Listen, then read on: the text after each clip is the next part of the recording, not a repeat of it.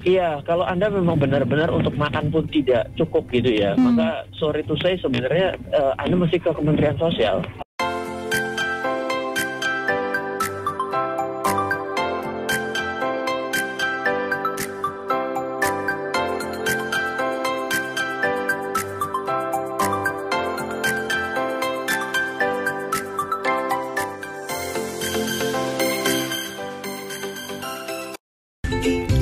Iya, pendengar KPFM, seperti Shirley janjikan di awal, kita akan langsung berbincang-bincang pagi ini bersama Mas Ryan Filbert, praktisi inspirator investasi Indonesia, juga penulis puluhan buku bestseller nasional.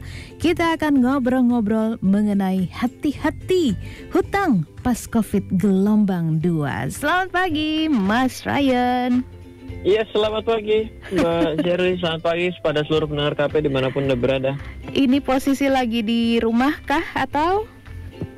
Saya hari ini ke Jakarta karena memang sektor usaha yang saya jalani kan memang di sektor esensial ya, di keuangan, sektor keuangan. Jadi Senin lalu juga ke Jakarta, jadi selang-seling ya. Oke, tapi sepertinya lebih ketat. So far gimana nih PPKM di Jakarta, Mas Ryan? Iya, untuk yang Senin kemarin karena kita mungkin kurang informasi dan kita kurang mencari tahu gitu ya, maka ada cukup banyak ruas jalan dari tol itu yang ditutup sehingga memang membuat jadi di areal penyekatan itu jadi terjadi kemacetan yang cukup parah ya. Waduh. Rasanya itu kan yang kita juga tonton di berita-berita ya, dan itu memang benar adanya karena memang sebenarnya ada informasinya ternyata setelah dicari-cari gitu ya. Cuma ya kitanya sendiri mungkin karena di rumah nggak aware mengenai hal tersebut, begitu baru nyampe di jalan kita jadi ngerasa wah kok macetnya parah sekali ya, baru akhirnya kita ngelihat ke ini ya, ke sosial media ya seperti itu. Oke, antara siap dan gak siap gitu ya, Mas Ryan. Mungkin kitanya agak kaget ya gitu. Jadi kitanya yang mungkin nggak siap dan juga pemerintahnya juga memang mungkin bagaimana caranya menyampaikan awareness tersebut kepada masyarakat juga semuanya kan saling terburu-buru. Tapi ya tentu tujuannya kan ya baik ya, bagaimana caranya agar kita bisa mengurangi penyebaran COVID-19 ini. Yes, seperti itu. Oke, nah ini di masa COVID seperti ini, apakah masih boleh nih yang namanya berhutang, Mas Ryan?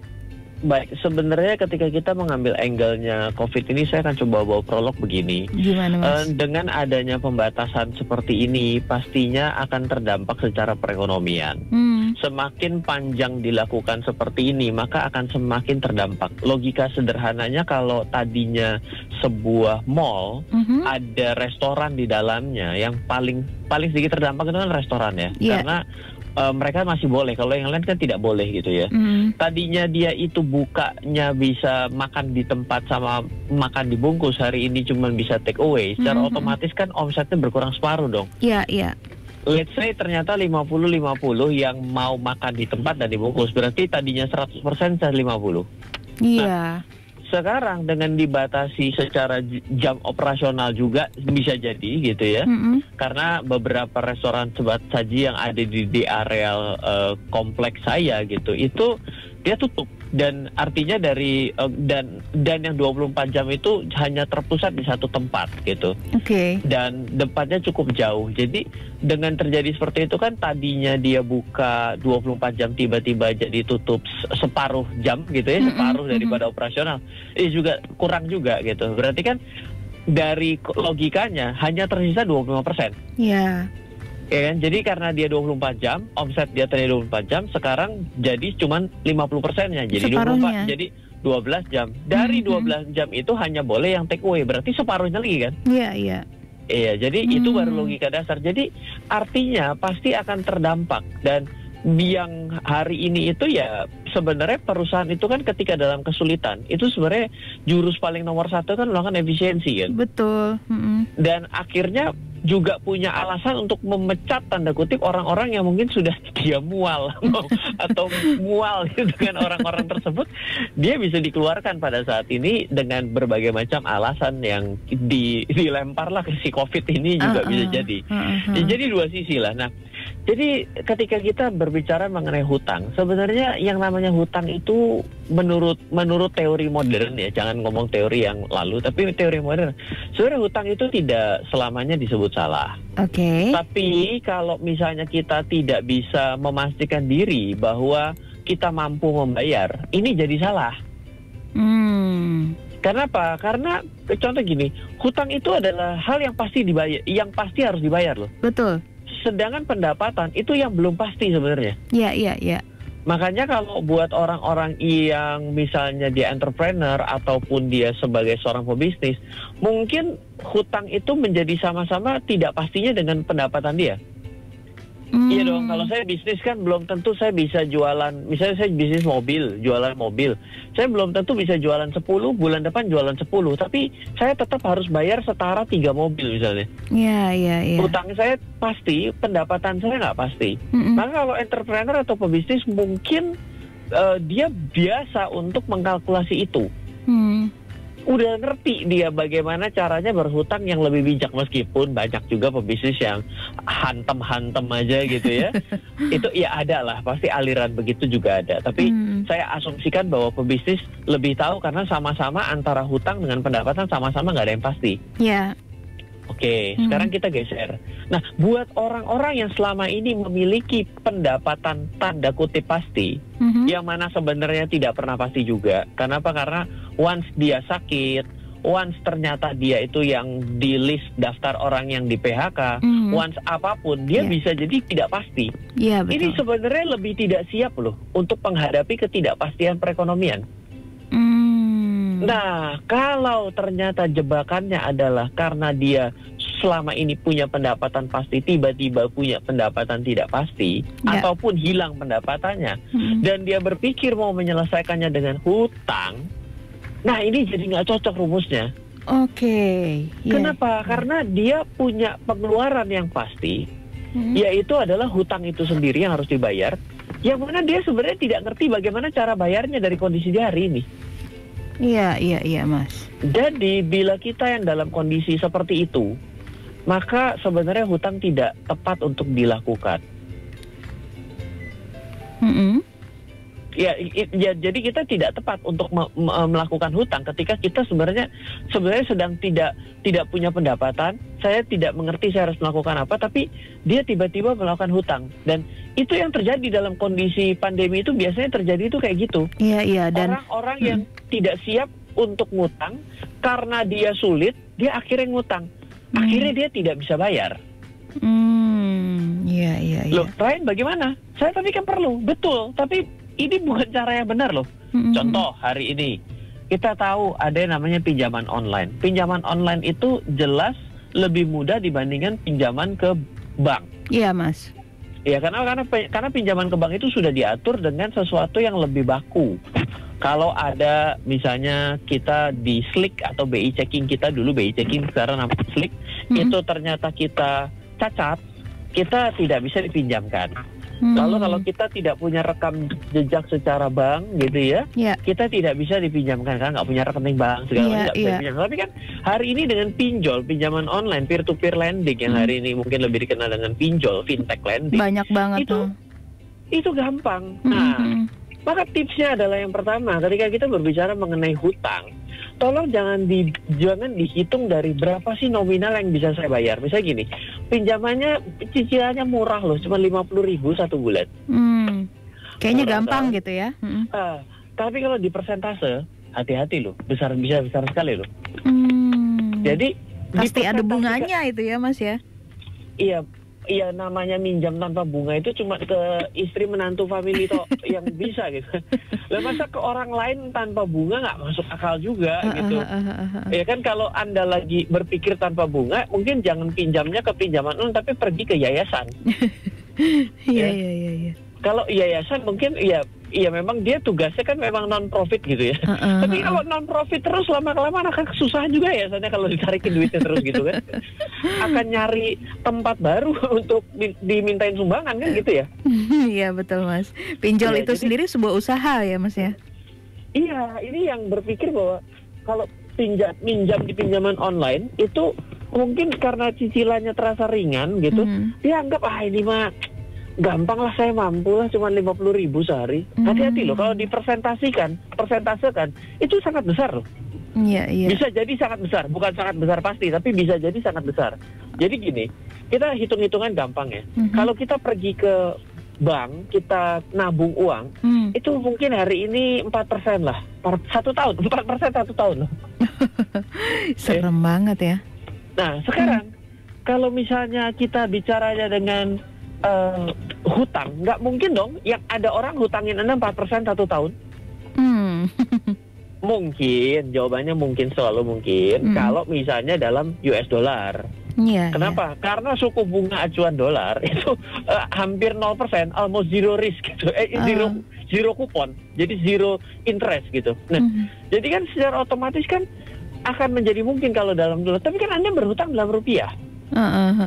Jadi kalau misalnya itu aja 4% bunga tabungannya, sekarang Anda dalam meminjam uang itu ternyata dibungai 40%. Menurut Anda kecil atau besar sih? 4% kalau kita yang nabung, kalau kita pinjam kita bayar 40%. Besar atau kecil? Besar. Nah, kok bisa sih ngomong besar? Karena kita persentasekan. Iya. Nah, sekarang coba kita bilang gini, Mbak, murah loh pinjamannya Mbak.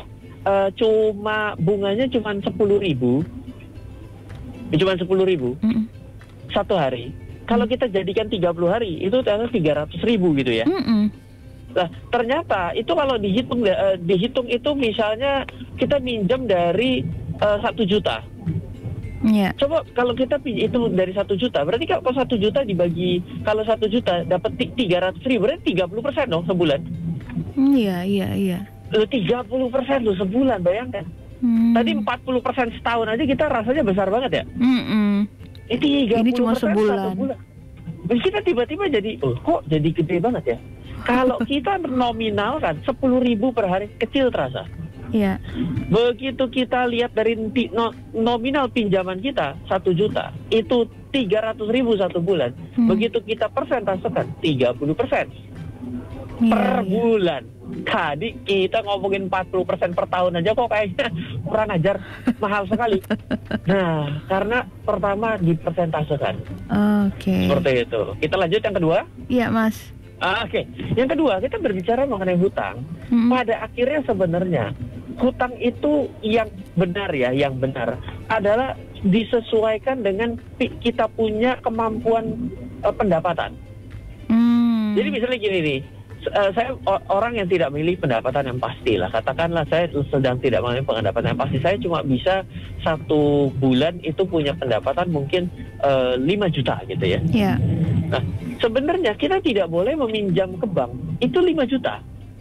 Harus di bawah 5 gitu ya. Cicilannya itu paling gede adalah 40%. Yaitu adalah 2 juta. Nah, jadi kalau kita punya kemampuan, kalau kita punya pendapatan 5 juta, kita nyicil ke bank dengan cicilan 5 juta 1 bulan. Loh, itu kan masuk akal atau enggak? Melebihi ya, Mas ya? Loh, baru bayar hutang. Emang nggak makan? Hutang doang yang harus dibayar. Kan nggak mungkin juga. Iya. Betul. Jadi ketika kita menghitung, jangan kita hitung dari besaran kebutuhan yang kita butuhkan. Orang selalu berhitung hutang itu, saya butuhnya sekian, mau kasih saya apa enggak? Loh, emang kamu bisa bayar dengan yang diminta? Ya, itu urusan nanti. Saya yakin saya bisa. Ya, silakan Anda pergi ke motivasi saja, motivator. Ini hutang tidak bisa dibayar dengan keinginan loh. Hutang harus dibayar dengan uang kan gitu ya. Iya. Dan betul, ada waktunya, ada tenggat waktunya. Betul. Jadi ketika kita mendapatkan, kita ingin berhutang, yang jelas itu adalah oke, saya punya penghasilan 5 juta. Kurang lebih atau entahlah mau berapapun. Kita hitung persentasenya. Biasanya itu 30-40% Anda dalam batasan yang aman. Jadi cicilan Anda mungkin 1,5 juta sampai 2 juta. Nah, tinggal Anda lihat. Kalau dengan kemampuan saya mencicil 1 bulan 1,5 sampai 2 juta, saya perlu punya tenor atau jangka waktu pinjaman berapa lama untuk sebuah pinjaman. Contoh gini, kalau 2 juta, 1 tahun kan berarti 24 juta kemampuan saya cicil dong. Saya mau pinjam uang, misalnya pinjam uangnya kalau misalnya 2 juta mungkin 60 juta gitu. Kalau 60 juta kan berarti kan saya mungkin baru bisa lunas 6-7 tahun ya. Iya, iya Mas. Nah, jadi ya pinjamlah. Kalau memang Anda perlunya adalah 60 juta, ya silakan Anda pinjam 6 atau 7 tahun. Jangan nanti, oh iya saya bisa selesaikan nih 2 tahun. Kok 2 tahun bagaimana? Hitungannya udah nggak bisa, udah nggak masuk. Kenapa? Karena ketika kita tarik menjadi 2 tahun, cicilan kita punya hutang yang 60 juta. 1 bulan saja kita setidaknya harus bayar 30 juta pokoknya saja. Iya, iya. Yang mana kita pun tidak mampu untuk nilai tersebut kita bayar. Jadi yang pertama adalah persentase bunganya Anda hitung. Anda ngerasa bahwa itu bunganya besar sekali atau tidak. Oke. Kalau ternyata Anda rasa oke lah, kalau dengan pendekatan pertama, saya nggak bisa lah, saya ngerti kok saya ini tidak begitu layak di mata bank, sehingga saya itu tetap akan menerima bunga yang mahal. Oke, nggak apa-apa, kita terima statement itu. Yang kedua adalah, apakah Anda mampu membayar? Nah, kalau mampu membayar, mari kita hitung dari pendapatan. Iya. Mau dikasih bunga 100% pun, kalau ternyata dari pendapatannya masih masuk, ya silakan lanjutkan, karena memang Anda butuh uang, kan? Iya, iya. Begitu. Oke. Terus apa dong Mas, kalau tidak bisa berhutang, katakanlah udah nggak bisa nih berhutang, solusi lainnya apa Mas? Iya, kalau Anda memang benar-benar untuk makan pun tidak cukup gitu ya, maka sorry to say sebenarnya Anda mesti ke Kementerian Sosial, harus ke Ibu Risma itu. Di sana memang memang Departemen Sosial kan memang mengurusi hal tersebut, dan memang hari ini layanan itu dibuka, silakan Anda browsing ke Kemensos, itu ada. Itu yang pertama ya, kalau yang sangat ekstrim gitu ya. Tapi kalau ternyata solusinya yang lain, saya sebenarnya ternyata nggak layak utang loh, tapi sebenarnya saya masih punya pendapatan, ya jawabannya sebenarnya kembali seperti teori pebisnis, berhematlah terlebih dahulu. Oke.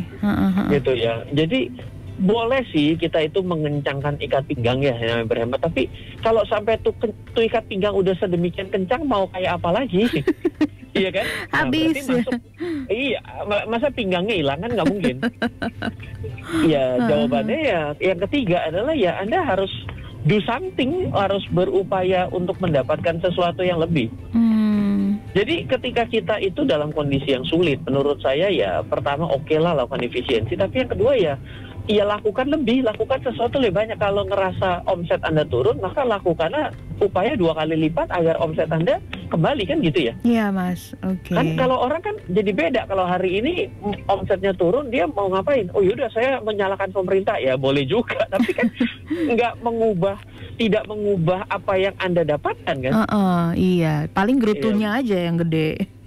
Iya, itu inilah. Kalau kita kembali lagi ke dalam teori-teori bagaimana orang bisa menjadi sukses itu kan menghindari 3 kata-kata ya, blame, excuse, and justify. Artinya adalah jaranglah berhentilah menyalahi orang lain, janganlah mencari alasan kenapa Anda hari ini seperti ini, dan janganlah menghakimi orang lain juga gitu ya.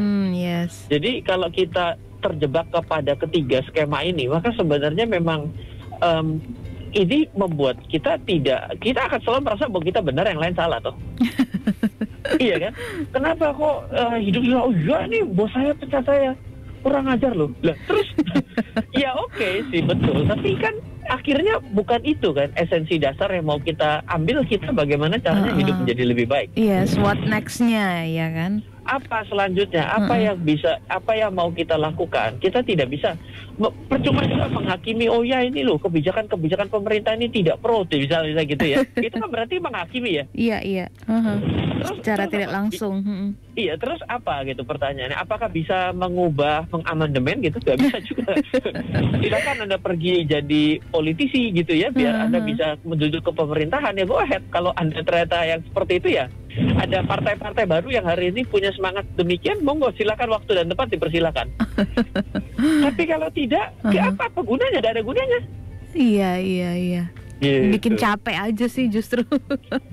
Iya, nggak membuat kita menjadi lebih baik, tapi membuat kita datang aura negatif. Akhirnya juga nggak membuat kita menjadi punya uang juga kan dengan Iya, itu dia, Mas.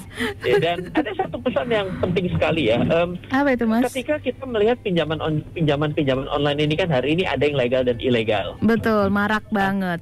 Betul. Nah, banyak orang yang tidak ngerti terjebak pinjaman ilegal.